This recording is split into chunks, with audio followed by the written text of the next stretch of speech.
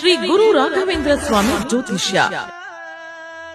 ಮಂತ್ರಾಲಯದಲ್ಲಿ ತಮ್ಮ ತಪೋಶಕ್ತಿಯಿಂದ ವಾಕ್ಯ ಸಿದ್ಧಿ ಮಂತ್ರಸಿದ್ಧಿ ಪಡೆದಿರುವ ಪಂಡಿತ್ ಶ್ರೀ ಅಪ್ಪಟಾಚಾರ್ಯರು ತಾಂತ್ರಿಕ ಜ್ಯೋತಿಷ್ಯರು. ಶ್ರೀ ಸಾಯಿಬಾಬಾ ಹಾಗೂ ರಾಘವೇಂದ್ರ ಸ್ವಾಮಿಯ ಆರಾಧಕರು. ನಿಮ್ಮ ಸಮಸ್ಯೆಗಳ ಪರಿಹಾರಕ್ಕೆ ಇಲ್ಲಿದೆ ದಿವ್ಯ ಮಾರ್ಗ. ಡಿವೋರ್ಸ್ ಪ್ರಾಬ್ಲಮ್, ಅನಾರೋಗ್ಯ, ಪ್ರೇಮ ವಿಚಾರ, ಸಂತಾನ, ಸಾಲಬಾಧೆ, ಕೋರ್ಟ್ ಕೇಸ್, ವ್ಯಾಪಾರ, ಮಾಟ ಮಂತ್ರ ತಡೆ, ಶತ್ರುಕಾಟ, ಕೌಟುಂಬಿಕ ಕಲಹ, ಇನ್ನೂ ನಿಮ್ಮ ನಿಗೂಢ ಗುಪ್ತ ಸಮಸ್ಯೆಗಳಿಗೆ ಶ್ರೀ ರಾಘವೇಂದ್ರ ಸ್ವಾಮಿಯ ಮೂಲ ಬೃಂದಾವನ ರಹಸ್ಯ ಬಲಿಷ್ಠ ಪೂಜಾ ಶಕ್ತಿಯಿಂದ ಕೆಲವೇ ದಿನಗಳಲ್ಲಿ ಶಾಶ್ವತ ಪರಿಹಾರ ಶತಸಿದ್ಧ.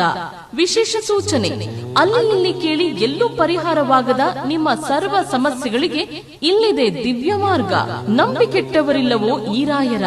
ನೀವು ಬಯಸುವ ನೆಮ್ಮದಿಯ ಜೀವನಕ್ಕಾಗಿ ಒಮ್ಮೆ ಸಂಪರ್ಕಿಸಿ. ಶ್ರೀ ಗುರು ರಾಘವೇಂದ್ರ ಸ್ವಾಮಿ ಜ್ಯೋತಿಷ್ಯ, ಪಂಡಿತ್ ಶ್ರೀ ಅಪ್ಪಟಾಚಾರ್ಯರು. ಫೋನಿನ ಮೂಲಕ ಪರಿಹಾರ. ಮೊಬೈಲ್ ಸಂಖ್ಯೆ 9008111181. ಓಂ ಶ್ರೀ ಗುರುಭ್ಯೋ ನಮಃ. ಎಲ್ರಿಗೂ ನಮಸ್ಕಾರ. ನಿಮ್ಮ ಪ್ರೀತಿಯ ಶ್ರೀ ರಾಘವೇಂದ್ರ ಕಾರುಣ್ಯ ಚಾನಲ್ಗೆ ಸ್ವಾಗತ. ಇವತ್ತಿನ ವಿಡಿಯೋನಲ್ಲಿ ನಿಮಗೆ ರಾಯರಿಗೆ ಮಾಡುವಂತಹ ಕಾಯಿ ಸಂಕಲ್ಪ ಸೇವೆ ಸರಿಯಾದಂತಹ ರೀತಿಯಲ್ಲಿ ಮತ್ತು ಶಾಸ್ತ್ರೋಕ್ತವಾದಂತಹ ರೀತಿಯಲ್ಲಿ ಯಾವ ರೀತಿ ಮಾಡಬೇಕು ಅನ್ನುವಂತಹದ್ದನ್ನು ತಿಳಿಸ್ಕೊಡ್ತೀನಿ. ನಿಮ್ಮ ಮನಸ್ಸಿನಲ್ಲಿ ಏನೇ ಆಸೆ ಆಕಾಂಕ್ಷೆಗಳಿದ್ದರೂ ಕೂಡ ಖಂಡಿತವಾಗಿ ಈ ಸಂಕಲ್ಪ ಸೇವೆ ಮಾಡೋದ್ರಿಂದ ರಾಯರು ಅದನ್ನು ಈಡೇರಿಸಿ ಕೊಡ್ತಾರೆ. ಮೊದಲು ನೀವು ತಿಳ್ಕೋಬೇಕಾಗಿರೋದು ಏನು ಅಂತಂದರೆ, ಈ ಕಾಯಿ ಸಂಕಲ್ಪ ಸೇವೆ ಅನ್ನೋಂತಹದ್ದು ಕೂಡ ರಾಯರ ಒಂದು ವ್ರತ ಇದ್ದ ಹಾಗೆ. ರಾಯರ ವ್ರತ ಮಾಡ್ತಾ ಇದ್ದೀರಾ ನೀವು ಅನ್ನೋಂತಹದ್ದನ್ನು ಮನಸ್ಸಿನಲ್ಲಿ ಇಟ್ಕೋಬೇಕಾಗುತ್ತೆ. ಈ ಕಾಯಿ ಸಂಕಲ್ಪ ಸೇವೆಗೆ ಕಾಯಿ ಸುಳಿದಿರಲ್ವಲ್ಲ, ಪೂರ್ತಿ ಈ ಮರದಿಂದ ಕಿತ್ತಾಗ ಹೇಗಿರುತ್ತೆ ತೆಂಗಿನಕಾಯಿ, ಆ ರೀತಿ ಹುಂಡು ತೆಂಗಿನಕಾಯಿ, ನಾರು ಸುಳಿದಿರಬಾರ್ದು. ಪೂರ್ತಿ ನಾರು ಸುಳಿದೇ ಇರುವಂತಹ ಒಂದು ತೆಂಗಿನಕಾಯಿ ನಿಮಗೆ ಈ ಸೇವೆಗೆ ಬೇಕಾಗುತ್ತೆ. ಆ ಕಾಯಿ ಕೆಳಗಡೆ ಹಾಕಲಿಕ್ಕೆ ಒಂದು ವಸ್ತ್ರ, ಹೊಸದೊಂದು ವಸ್ತ್ರ ಬೇಕಾಗುತ್ತೆ. ಈ ಸೇವೆ ಮಾಡುವಂತಹವರು ನೀವು 3 ದಿವಸ ಕೂಡ ಮಾಡಬಹುದು, 5 ದಿವಸ ಕೂಡ ಮಾಡಬಹುದು, ಇಲ್ಲ 7 ದಿವಸಗಳ ಕೂಡ ಬೇಕಾದರೂ ಈ ಸೇವೆಯನ್ನು ಮಾಡಬಹುದು. ಆದರೆ ಈ ತೆಂಗಿನಕಾಯಿ ಎಷ್ಟು ದಿವಸ ನಿಮ್ಮ ಮನೆಯಲ್ಲಿರುತ್ತೋ, ಅಂದರೆ 3 ದಿವಸ ಇದ್ರೂ ಸರಿ, 5 ದಿವಸ ಇದ್ರೂ ಸರಿ, ಇಲ್ಲ 7 ದಿವಸ ಇದ್ರೂ ಸರಿ, ಅಲ್ಲಿವರೆಗೂ ಕೂಡ ಯಾವುದೇ ಕಾರಣಕ್ಕೂ ನಾನ್ ವೆಜ್ಜನ್ನು ಮಾಡೋ ಹಾಗಿಲ್ಲ. ಆದಷ್ಟು ಹೊರಗಡೆಯಿಂದ ತಿಂದು ಕೂಡ ಮನೆಯಲ್ಲಿ ಯಾರೂ ಕೂಡ ಓಡಾಡದ ಹಾಗೆ ನೀವು ನೋಡ್ಕೋಬೇಕಾಗತ್ತೆ. ವ್ರತ ಅಂತ ಹೇಳಿದ್ರಿಂದ ಬ್ರಹ್ಮಚರ್ಯ ಪಾಲನೆ ಮಾಡಬೇಕಾಗತ್ತೆ.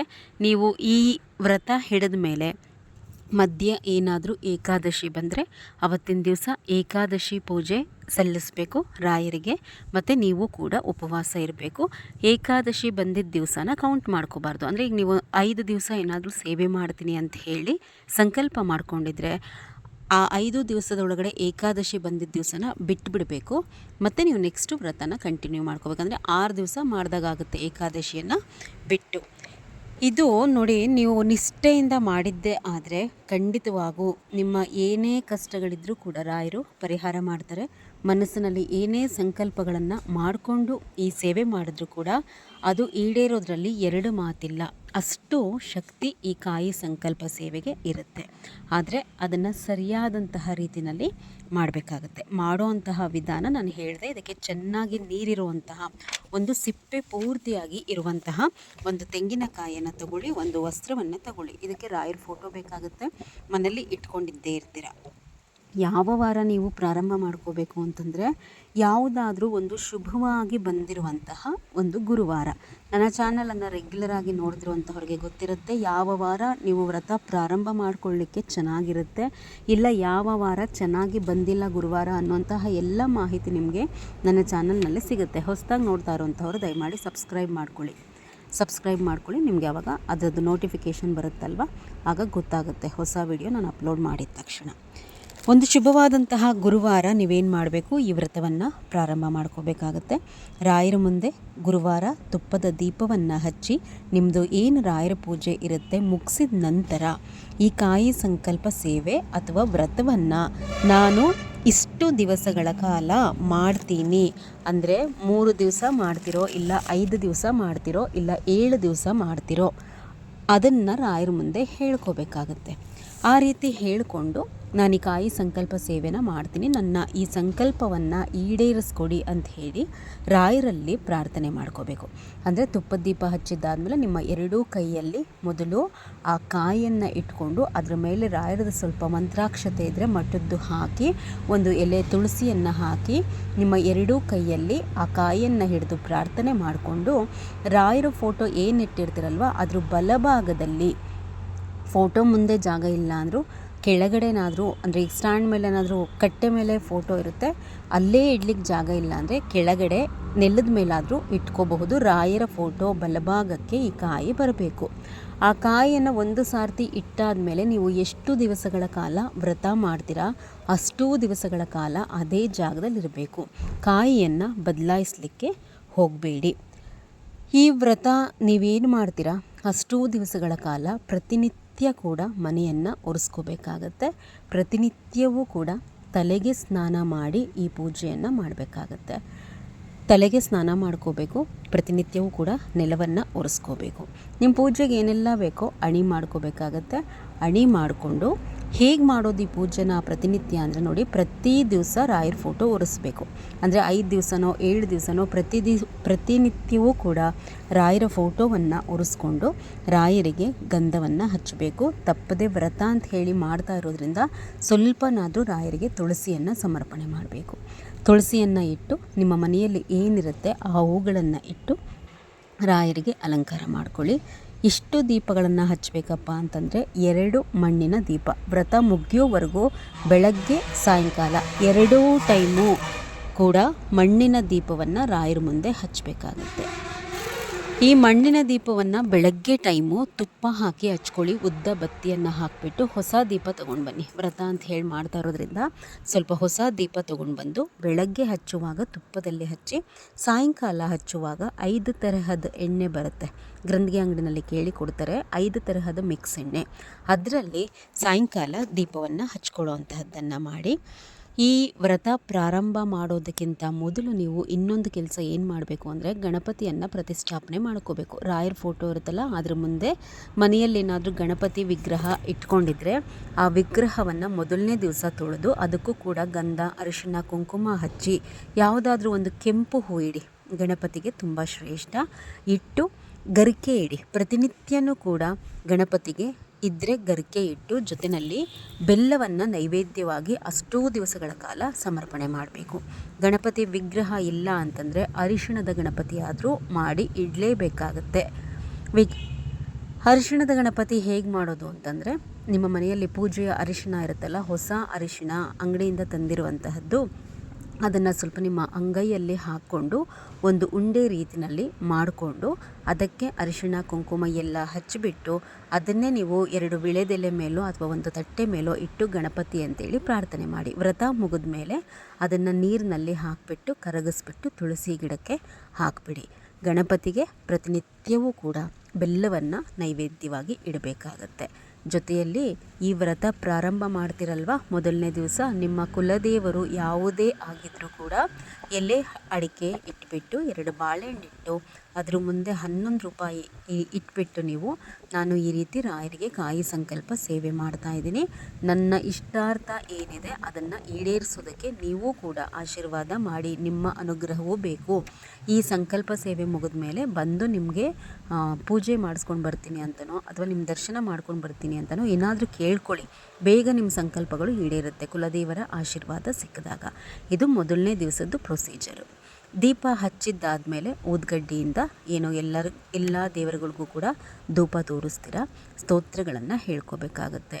ಪ್ರತಿ ದಿವಸನೂ ಕೂಡ ಅಂದರೆ 5 ದಿವಸನೋ 7 ದಿವಸನೋ ರಾಯರ ಅಷ್ಟೋತ್ತರವನ್ನು ಹೇಳ್ಕೋಬೇಕು. ಮೊದಲು ಅಷ್ಟೋತ್ತರ ಹೇಳ್ಕೊಳ್ಳಿಕ್ಕೆ ಬರೋದಿಲ್ಲ ಅಂತಂದರೆ ಓಂ ಶ್ರೀ ರಾಘವೇಂದ್ರಾಯ ನಮಃ ಅಂಥೇಳಿ 108 ಬಾರಿ ಬೆಳಗ್ಗೆ ಟೈಮ್ ಹೇಳ್ಕೊಂಡ್ರೆ ಸಾಕಾಗತ್ತೆ. ಅದರ ಜೊತೆಯಲ್ಲಿ ರಾಯರ ಗಾಯತ್ರಿ ಮಂತ್ರ 9 ಇಲ್ಲ 11 ಇಲ್ಲ 18 ಬಾರಿ ಈ ರೀತಿ ವ್ರತಗಳನ್ನು ಮಾಡುವಾಗ ರಾಯರ ಗಾಯತ್ರಿ ಮಂತ್ರವನ್ನು ಹೇಳ್ಕೊಳ್ಳೋ ಅಂತಹದ್ದನ್ನು ತಪ್ಪಿಸಬಾರ್ದು. ರಾಯರ ಗಾಯತ್ರಿ ಮಂತ್ರಕ್ಕೆ ತುಂಬ ಶಕ್ತಿ ಇರುತ್ತೆ. ಆ ಗಾಯತ್ರಿ ಮಂತ್ರ ಪಾರಾಯಣದಿಂದಾನೇ ನಿಮ್ಮ ಎಷ್ಟೋ ಕಷ್ಟಗಳು ಕಳೆಯುವಂತಹದ್ದು. ಶ್ರದ್ಧೆಯಿಂದ ರಾಯರನ್ನ ನೆನೆಸ್ಕೊಂಡು ಅದನ್ನು ಪಾರಾಯಣ ಮಾಡಿ ಗಾಯತ್ರಿ ಮಂತ್ರವನ್ನು. ಇದೆಲ್ಲವೂ ಕೂಡ ಆದಮೇಲೆ ರಾಯರಿಗೆ ನೀವು ಪ್ರತಿನಿತ್ಯವೂ ಕೂಡ ನೈವೇದ್ಯ ಇಡಬೇಕು. ಈ ವ್ರತ ಮುಗಿಯೋವರೆಗೂ ಏನನ್ನು ಇಡಬೇಕಪ್ಪ ಅಂದರೆ ಪ್ರತಿನಿತ್ಯ ಕೆಂಪು ಕಲ್ಲು ಸಕ್ಕರೆ ರಾಯರಿಗೆ ನೈವೇದ್ಯವಾಗಿ ತೋರಿಸಿ. ಇದೆಲ್ಲ ಪ್ರತಿನಿತ್ಯ ಪೂಜೆ ಮಾಡುವಂತಹದ್ದು. ಅರ್ಥ ಆಗಿದೆ ಅಂತ ಹೇಳಿ ಭಾವಿಸ್ತೀನಿ. ಏನಾದರೂ ನಿಮಗೆ ಡೌಟ್ಸ್ಗಳಿದ್ದರೆ ಕಮೆಂಟಲ್ಲಿ ಕೇಳಿ, ಉತ್ತರವನ್ನು ನಾನು ಫ್ರೀ ಆದಾಗ ಖಂಡಿತ ಕೊಡ್ತೀನಿ. ಇದು ಪೂಜೆ ಮಾಡುವಂತಹದ್ದು. ಇನ್ನು ವ್ರತ ಎಂಡ್ ಮಾಡೋದು ಹೇಗೆ, ಆ ಕಾಯಿಯನ್ನು ಏನು ಮಾಡಬೇಕು ಅಂತಂದರೆ, ನೀವು ಎಷ್ಟು ದಿವಸ ಸಂಕಲ್ಪ ಮಾಡ್ಕೊಂಡಿರ್ತೀರ ಅಷ್ಟೂ ದಿವಸ ಈ ರೀತಿ ರಾಯರಿಗೆ ಬಹಳ ಶ್ರದ್ಧೆಯಿಂದ ಮಡಿಯಿಂದ ಪೂಜೆ ಮಾಡಬೇಕು. ರಾಯರ ವ್ರತ ಮಾಡ್ತಾ ಇರ್ತೀರ, ಪ್ರತಿನಿತ್ಯ ತಲೆಗೆ ಸ್ನಾನ ಮಾಡಿಕೊಂಡು ಮಡಿ ಬಟ್ಟೆನ ಹೆಣ್ಮಕ್ಳು ಉಟ್ಕೊಳ್ಳಿ, ಮದುವೆ ಆಗಿರುವಂಥವರು ಸೀರೆ ಉಟ್ಕೊಂಡೇ ಪೂಜೆಯನ್ನು ಮಾಡಬೇಕಾಗತ್ತೆ. ಇನ್ನು ಕೊನೆ ದಿವಸ ನೀವೇನು ಮಾಡಬೇಕು, ಮತ್ತೆ ರಾಯರ ಫೋಟೋವನ್ನು ಒರೆಸ್ಕೊಂಡು ಅವತ್ತಿನ ದಿವಸ ಸ್ವಲ್ಪ ರಾಯರಿಗೆ ಕೊನೆ ದಿವಸ ಸ್ವಲ್ಪ ನೀಟಾಗಿ ಹೂವೆಲ್ಲ ಸ್ವಲ್ಪ ಹೆಚ್ಚಿಗೆ ಹಾಕ್ಕೊಂಡು ಪೂಜೆ ಮಾಡಿ ಅವತ್ತು 2 ಮಣ್ಣಿನ ದೀಪವನ್ನು ಹಚ್ಕೊಂಡಾದ್ಮೇಲೆ ನೀವೇನು ಮಾಡಬೇಕು, ಆ ಕಾಯಿ ಏನಿರುತ್ತಲ್ವ ಆ ಕಾಯಿದು ನಾರನ್ನು ಅವತ್ತು ಸುಳಿಬೇಕು. ಕೊನೆ ದಿವಸ ಸುಳಿದ್ಬಿಟ್ಟು ಏನಾದರೂ ಒಂದು 3 ಬಗೆಯ ಹಣ್ಣುಗಳು ಒಂದೊಂದು ಇಟ್ಟರು ಸಾಕು. ಒಂದು ಸೇಬು, ಒಂದು ಸೀಬೆ ಹಣ್ಣು, ಆ ರೀತಿ 3 ಹಣ್ಣನ್ನು ಇಟ್ಬಿಟ್ಟು ಬಾಳೆಹಣ್ಣನ್ನು ಇಟ್ಟು ರಾಯರಿಗೆ ಅವತ್ತು ಹಬ್ಬದ ಅಡುಗೆ ಮಾಡಬೇಕಾಗತ್ತೆ. ಹಬ್ಬದ ಅಡುಗೆ ಅಂತಂದರೆ ನೋಡಿ, ನೀವು ಯಾವತ್ತೇ ಆಗಲಿ ರಾಯರ ವ್ರತವನ್ನು ಕೊನೆ ಮಾಡೋ ದಿವಸ ಈ ರೀತಿ ಅಡುಗೆ ಮಾಡಿ ರಾಯರಿಗೆ ನೈವೇದ್ಯ ಇಟ್ಟೇನೆ ನೀವು ವ್ರತ ಎಂಡ್ ಮಾಡಬೇಕು. ಆ ಹಬ್ಬದ ಅಡುಗೆನಲ್ಲಿ ಏನೇನು ಇರಬೇಕು ಅಂದರೆ, ಒಂದು ಸಿಹಿ ಪಾಯಸನೋ ಇಲ್ಲ ಕಡಲೆಬೇಳೆ ಹಯಗ್ರೀವನೋ ಹೆಸರುಬೇಳೆ ಪಾಯಸನೋ ಶಾವಿಗೆ ಪಾಯಸನೋ ಏನಾದರೂ ಒಂದು ಸಿಹಿ, ಒಂದು ಅನ್ನದ ಐಟಮ್ಮು. ರಾಯರಿಗೆ ಈರುಳ್ಳಿ ಬೆಳ್ಳುಳ್ಳಿ ಬಳಸಿ ಏನೂ ಮಾಡೋ ಹಾಗಿಲ್ಲ. ಪುಳಿಯೋಗರೆ ಇಡಬಹುದು. ಇಲ್ಲ ರಾಯರಿಗೆ ತುಂಬ ಪ್ರೀತಿ ಅಂದರೆ ವೈಟ್ ರೈಸ್, ಬಿಳಿ ಅನ್ನ ನಾವು ಮಾಡ್ತೀವಲ್ವ, ಆ ಅನ್ನದ ಮೇಲೆ ಬರೀ ತುಪ್ಪ ಹಾಕಿಬಿಟ್ಟು ರಾಯರಿಗೆ ಸಮರ್ಪಣೆ ಮಾಡಿಬಿಡಿ. ಅನ್ನ ತುಪ್ಪ. ಇದರ ಜೊತೆಯಲ್ಲಿ ಒಂದು ಕೋಸಂಬರಿ. ಆ ಕೋಸಂಬರಿಗೂ ಹಸಿರು ಮೆಣಸಿನ್ಕಾಯಿ, ಉಪ್ಪು, ನಿಂಬೆಹಣ್ಣು ಏನೂ ಹಾಕಬಾರ್ದು. ಆ ರೀತಿ ಕೋಸಂಬರಿ ತಯಾರು ಮಾಡಿಬಿಟ್ಟು ರಾಯರಿಗೆ ನೀವು ಏನು ಕೊನೆ ದಿವಸ ಎಲ್ಲ ರಾಯರ ಮುಂದೆ ದೀಪ ಹಚ್ತೀರಾ, ಊದ್ಗಡ್ಡಿಯನ್ನು ಬೆಳಗ್ಗೆ ಅವತ್ತಿನ ದಿವಸ ಕೂಡ ಸ್ತೋತ್ರ ಹೇಳಿಕೊಂಡು ಕೊನೆಯಲ್ಲಿ ಹಣ್ಣುಗಳನ್ನು ಇಟ್ಟು ನೈವೇದ್ಯವನ್ನು ಇಟ್ಟು ಪಂಚಾರತಿ ಎಲ್ಲ ಮಾಡಿಬಿಟ್ಟು ಕಾಯಿನ ಕೊನೆಗೆ ನೈವೇದ್ಯ ಇಡ್ತೀರಲ್ವ, ನೈವೇದ್ಯ ಇಟ್ಟಾದ ಮೇಲೆ ಕಾಯಿನ ಒಡಿರಿ. ನೀವು ಸಂಕಲ್ಪ ಮಾಡ್ಕೊಂಡಿರ್ತೀರಲ್ವ, ಅದೇ ಕಾಯಿಯ ನಾರನ್ನು ಸುಳಿದು ಅವತ್ತಿನ ದಿವಸ ಮನೆಯಲ್ಲೇ ಒಡಿಬೇಕು. ಕೆಲವರೆಲ್ಲ ನಿಮ್ಗೆ ಹೇಳ್ಕೊಟ್ಟಿರಬಹುದು ಮಂತ್ರಾಲಯಕ್ಕೆ ತೊಗೊಂಡು ಹೋಗಿ ಕೊಡಬೇಕು ಅಥವಾ ಮಠಕ್ಕೆ ಕೊಟ್ಟರೆ ಒಳ್ಳೆಯದು ಅಂತ. ಆ ಕಾಯಿ ಅಷ್ಟೂ ದಿವಸಗಳ ಕಾಲ ನಮ್ಮ ಮನೆಯಲ್ಲಿ ಏನೊಂದು ನೆಗೆಟಿವ್ ಎನರ್ಜಿ ಇರುತ್ತೋ, ಕಷ್ಟಗಳೇನಿರುತ್ತೆ ಅದೆಲ್ಲವನ್ನು ಆ ಕಾಯಿ ಅಬ್ಸರ್ವ್ ಮಾಡ್ಕೊಂಡಿರುತ್ತೆ. ಅದನ್ನು ಆದಷ್ಟು ನಮ್ಮ ಮನೆಯಲ್ಲೇ ಒಡಿಬೇಕು, ಆಗಲೇ ಕಷ್ಟ ಕಳೆಯುವಂತಹದ್ದು. ಅಕಸ್ಮಾತ್ ನೀವೆಷ್ಟೇ ಚೆನ್ನಾಗಿರೋ ಕಾಯಿ ಇಟ್ಟಿದ್ರೂ ಕೂಡ ಒಂದೊಂದು ಸಾರ್ತಿ ನಿಮ್ಮ ವ್ರತ ಮುಗಿಯೋಷ್ಟೊತ್ತಿಗೆ ಆ ಕಾಯಿ ಕೊಳ್ತೋಗಿರುತ್ತೆ. ಹೆದರ್ಕೋಬೇಡಿ. ಆ ರೀತಿ ಏನಾದರೂ ಕಾಯಿ ಕೊಳ್ತು ಹೋಗಿದ್ರೆ ನಿಮ್ಮ ಮನೆಯಲ್ಲಿ ಏನಾದರೂ ತೊಂದರೆ ಇದೆ ಅನ್ನುವಂಥದ್ದನ್ನು ಗುರುಗಳು ತೋರಿಸಿರ್ತಾರೆ. ಆಗ ಏನು ಮಾಡ್ಕೋಬೇಕು ನೀವು, ಮತ್ತೆ ನಮ್ಮ ಮನೆಯಲ್ಲಿ ಏನೇ ತೊಂದರೆಗಳಿದ್ದರೂ ಕೂಡ ಅದನ್ನು ನಿವಾರಣೆ ಮಾಡಿ ಅಂತ ಹೇಳಿ 21 ದಿವಸದ ರಾಯರ ವ್ರತ ಮಾಡಿ. ತುಂಬ ಏನಾದರೂ ತೊಂದರೆ ಇದ್ದಾಗಲೇ ಆ ರೀತಿ ಕಾಯಿ ಕೆಟ್ಟಿರುತ್ತೆ. ಇಲ್ಲ ಕಾಯಿನೂ ಕೆಟ್ಟಿಲ್ಲ ಚೆನ್ನಾಗಿದೆ ಅಂತಂದರೆ ಏನೂ ತೊಂದರೆ ಇಲ್ಲ. ಆ ಒಡೆದಿರುವಂತಹ ಕಾಯಿಯನ್ನು ಸ್ವೀಟ್ ಮಾಡಬೇಕೇನಾದರೂ ಸಿಹಿ ಮಾಡಿ ನೀವು ಮನೆಯವರು ತಿಂದರೂ ಕೂಡ ಒಳ್ಳೆಯದು. ಇಲ್ಲ ಅದನ್ನೇನಾದರೂ ಪ್ರಸಾದದ ರೀತಿ ಮಾಡಿ ಮಕ್ಕಳಿಗೋ ಅಥವಾ ಬೇರೆಯವ್ರಿಗೋ ಹಂಚ್ತೀನಿ ಅಂದರೂ ಕೂಡ ಒಳ್ಳೆಯದು. ಇದಿಷ್ಟು ಕೂಡ ರಾಯರಿಗೆ ಕಾಯಿ ಸಂಕಲ್ಪ ಸೇವೆ ಮಾಡುವಂತಹ ಕಂಪ್ಲೀಟ್ ಮಾಹಿತಿಯನ್ನು ನಿಮಗೆ ಕೊಟ್ಟಿರ್ತೀನಿ. ಆದಷ್ಟು ರಾಯರು ವ್ರತ ಮಾಡುವಾಗ ಸ್ಟಾರ್ಟಿಂಗಲ್ಲಿ ಯಾವ ರೀತಿ ತುಂಬ ಶ್ರದ್ಧೆಯಿಂದ ಮಾಡ್ತೀರಾ, ಆ ಕೊನೆಯವರೆಗೂ ಕೂಡ ಅದೇ ಶ್ರದ್ಧೆ ಭಕ್ತಿ ಮಡಿ ಎಲ್ಲವೂ ಕೂಡ ರಾಯರ ವಿಚಾರದಲ್ಲಿ ಇರಬೇಕು. 1-2 ದಿವಸ ಹೊಸದ್ರಲ್ಲಿ ಮಾಡೋದು ಆಮೇಲೆ ಕೇರ್ಲೆಸ್ ಆಗಿ ಮಾಡಿದಾಗ ಯಾವ ವ್ರತ ಆದರೂ ಕೂಡ ಅದರ ಸಂಕಲ್ಪ ಈಡೇರೋದಿಲ್ಲ. ಭಕ್ತಿ ಶ್ರದ್ಧೆ ಮಡಿ ಪ್ರೀತಿ ಇರಬೇಕು. ಅದ್ರ ಜೊತೆ ಮೇಯ್ನಾಗಿ ರಾಯರ ಮೇಲೆ ಯಾವುದನ್ನೇ ಆಗಲಿ ನೀವು ಪ್ರೀತಿಯಿಂದ ಮಾಡಿದ್ರೆ ಖಂಡಿತ ಅದರ ಫಲವನ್ನು ರಾಯರು ಕೊಟ್ಟೇ ಕೊಡ್ತಾರೆ. ಏನೇ ತೊಂದರೆಗಳಿದ್ರೂ ಕೂಡ ಈ ಕಾಯಿ ಸಂಕಲ್ಪ ಸೇವೆನ ಮಾಡಿ ನೋಡಿ, ಒಳ್ಳೆಯದಾಗುತ್ತೆ. ಇನ್ಫಾರ್ಮೇಷನ್ ಇಷ್ಟ ಆಗಿದ್ರೆ ಒಂದು ಲೈಕ್ ಮಾಡಿ. ನಿಮ್ಮ ಸಪೋರ್ಟ್ ಹೀಗೆ ಇರಲಿ 2 ಚಾನಲ್ನ ಮೇಲೂ ಕೂಡ ಅಂತ ಹೇಳಿ ಕೇಳ್ಕೊತಾ ಈ ವಿಡಿಯೋವನ್ನು ಮುಗಿಸ್ತಾ ಇದ್ದೀನಿ. ಎಲ್ರಿಗೂ ನಮಸ್ಕಾರ.